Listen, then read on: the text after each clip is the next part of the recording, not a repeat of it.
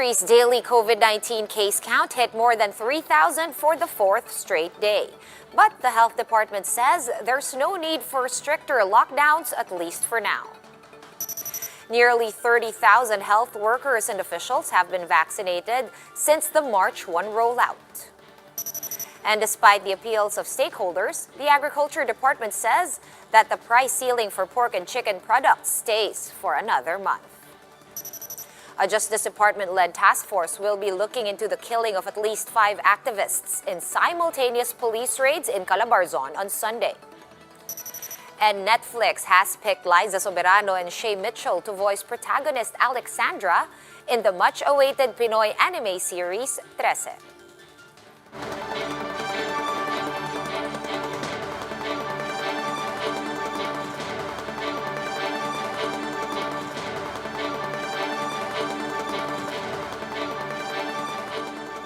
Fast, focused, and fearless. Here's a roundup of stories we're watching now. I'm Sean Yao. The number of COVID-19 cases in the country is on the uptick yet again, as confirmed by the Health Department. But the agency maintains that granular or localized lockdowns on top of current health measures will do for now. Greg Gregorio with a report. The Health Department says the rising COVID-19 cases could be addressed in many ways, other than imposing a stricter lockdown. Based on the agency's data, the previous 300 to 400 infections per day across NCR went up to about 1,000, while the previous 1,100 to 1,200 daily cases in the whole country increased to up to 2,400 last week. According to the Octa research team, the COVID-19 reproduction rate in NCR is at 1.66 and 1.4 across the country. The figure refers to the number of individuals getting infected from a known positive case. If this continues or goes higher, the average number of daily new cases in NCR may reach 3,000 by the end of the month, while the whole country, meanwhile, may see a 5,000 to 6,000 daily spike in infections. Octa attributes this to the new variants, which also caused a faster surge than what we experienced from July to August in 2020. Last year, the reproduction number increased to around 1.8 yung highest. It peaked at around that time, but it took a while before it got to 1.8. So kumaga ngayon, it's faster. For public health advocate Dr. Anthony Liachon, this scenario may be interpreted as the start of the second wave of cases. We have been stable since November. Even with the threat of the holiday season, the Nazareno, and even with the Chinese New Year and the Valentine's Day, nakita natin na hindi naman nag-increase talaga yung cases. Pero makikita natin in the graph, in the COVID tracker, nag-increase talaga March 1. With this, both Liachon and David suggest that the government should revisit our current restrictions. We should not be slow to pull the trigger na kung kailan nating ibalik yung ibang restrictions natin. But for Health Undersecretary Maria Rosario Vergere, the variants are possibly not the sole driver of the increase in cases. Vergere also maintains that there's no need for a general lockdown. Alam po natin na ang stricter lockdowns or region-wide lockdowns are really not the only measures for us to prevent the further transmission of this disease. Meanwhile, medical facilities in Metro Manila are gearing up just in case the upward COVID-19 trend continues. The Philippine General Hospital, for one, has reopened previous wards and added more personnel. We are recalling some of our healthcare workers who were previously assigned COVID and then were pulled out already. The PGH has seen an increase in admissions from around 72 weeks ago to 102 patients as of Monday morning. For News 5, Greg Gregorio, we are One News. Let's break down those numbers from the Health Department, who reported more than 3,000 new COVID-19 cases for the fourth straight day. This brings the country's total caseload to more than 597,700, some 39,000 of which are still active.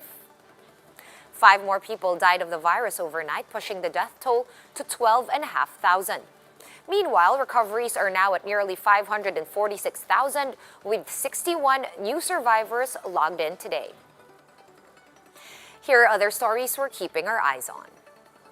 The first 2 shipments of AstraZeneca shots will be allocated for healthcare workers only, specifically those who have not been inoculated. This is after the government approved the recommendations of the National Immunization Technical Advisory Group, or NITAG. Malacanang spokesman Harry Roque says around 29,000 frontline workers have already received their first doses of a COVID-19 vaccine.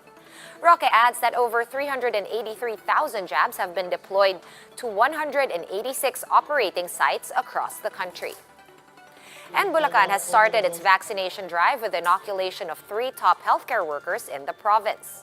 At least 900 doses of Sinovac arrived in Bulacan over the weekend. The vaccines have also reached Bataan, which immediately started vaccinating local doctors after an event attended by NTF Chief Deputy Implementer Vince Dizon. And in tourism, passengers that are going to Palawan were left scratching their heads after being asked for travel requirements that they thought were no longer needed. Gerard de la Peña with the story. Palawan will soon be open to more tourists, but as early as now, incoming passengers are having troubles with the requirements to get in. Recall that the IATF had called for unified requirements. With this, travelers no longer need to submit documents, and the need for RT-PCR test results will be up to the local government. But that is not the case for Jennifer, a Palawan resident coming home after being stranded in Metro Manila for over a year. Na-confuse ng konti kasi ang sabi sa amin, wala na dapat yung mga travel requirements. Tapos pagdating namin sa bilihan ng ticket, sasabihin sa amin kailangan pa rin pala dito ng RT-PCR test. Tapos extra expense na naman yun. Tapos nasa airport na kami kanina, mag-check-in. Sabi, kailangan na naman daw ng acceptance letter ng barangay. So ang daming hassle. Fe, also a returning resident to Palawan, was not allowed to board the plane because of insufficient requirements. Kahapon sir, flight ko sana, hindi ako nakaalis, kasi walang acceptance letter. Tapos ngayon, another ticket, kaya ako nakauwi. However, the city government of Puerto Princesa says such hassle with regard to travel documents should not have happened, although the LGU maintained that a negative RT-PCR test result is needed if they want to come to the city. Siyempre, yun dahil we will have to conform with national policy na dapat uniform yung implementation ng travel protocol. Bago ka pumunta rito, kailangan meron kang RT-PCR na negative. Tapos ang sabi ng IMT namin, 48 hours. Famous destinations in Palawan barely have visitors save for Palawan residents themselves. Tour guides and boat captains cope with this by accepting other work. But this doesn't come without challenges, like the case of Eduardo, who's tasked to help clean up and disinfect facilities meant for those infected with COVID-19. Yung unang pasok ko sir, mga walang 5 minuto. Labas ako, parang nasusuffocate na ako, hindi na ako makahinga kasi grabe palang init noon. Tapos may face shield pa na makapal. Tapos ganito, PPR, sabi ko labas ako, hindi kaya. Hanggang sa nagtagal, nakaya ko na rin po. Local officials say Palawan will be officially open to tourists on March 15. For News 5, Gerard de la Peña, we are One News. We're gonna pause for a quick break, but we will be back with more stories after that. Keep it here.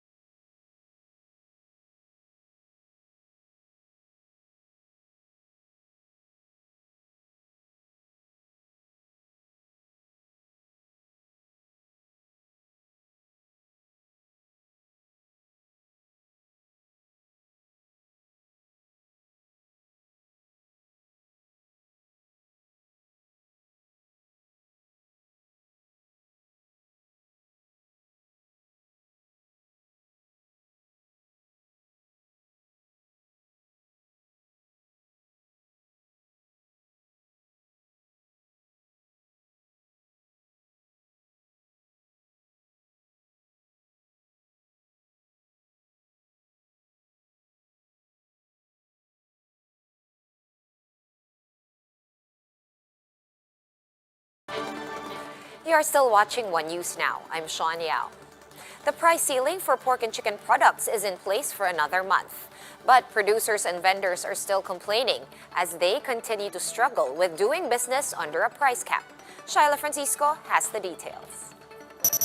The current price cap for pork and chicken will be retained until April 8, despite calls from stakeholders to suspend it and impose a suggested retail price of 330 to 360 pesos per kilo instead. The Agriculture Department says lifting the price cap would result in a dramatic rise in meat products due to the African swine fever. The African swine fever crisis is still raging and thus continues to impact on local production of hogs nationwide. If the price ceiling is raised to a new level, industry players will hike their prices once again, emboldened by the knowledge that they are capable of pressuring the government to change its mind. However, chicken producers are not backing down as they continue to appeal for an SRP, noting that many may be discouraged from increasing their supply due to the price cap. Meanwhile, pork producers doubt that the current price ceiling will control the rising prices of pork as they expect it to surge this month due to reduced production when ASF hit their farms last year. Pork prices are reaching as much as 380 pesos per kilo in some markets based on the DA's monitoring. They say the recommendation to increase the price cap was agreed upon by stakeholders to prevent other producers from hiking prices. Yung mga magbababoy, mahihiya. Yung mga retailers, yung mga biyahero, dahil nagkasundo na yan ang ika nga ipipilitin na maipatupad diya sa Metro Manila. Dahil hindi niya sinunod yung napagkasunduan, ay malamang yan, tuloy-tuloy ang pagtaas ng presyo. Traders warned that some may stop transporting pork, while other vendors may stop operations until April 8. They say the situation is much worse now as the cost of carcasses is higher than the price ceiling. Vendors have stopped selling pork altogether, while others decided to lessen their space to avoid higher rent. Naisip na namin yan kung ano mangyayari sa amin. Baka susunod kami rin, wala na rin. Kasi kung ngayon ang maihigpitan kami sa ganun presyo, mahal ang baboy. Isang buwan pa, pilay na kami ngayon pa lang. Much more kung dadagdagan pa ng isang buwan. Because of this, stakeholders are warning the DA to expect more pork holidays. Some retailers have even threatened to push through with a signature campaign against price ceiling. But the DA stands by its decision. Though the price ceiling may not ensure full compliance of the traders, it is still an effective deterrent against unscrupulous trading activities. Yung nagda-divert, mga kukunti lang yon, but that has been mitigated already. As for pork tariffs, the DA confirmed that the proposal was submitted to President Duterte to impose a 5% tariff on pork imports for the first 3 months from 30% within the minimum access volume. This will be raised to 10% in the succeeding 9 months.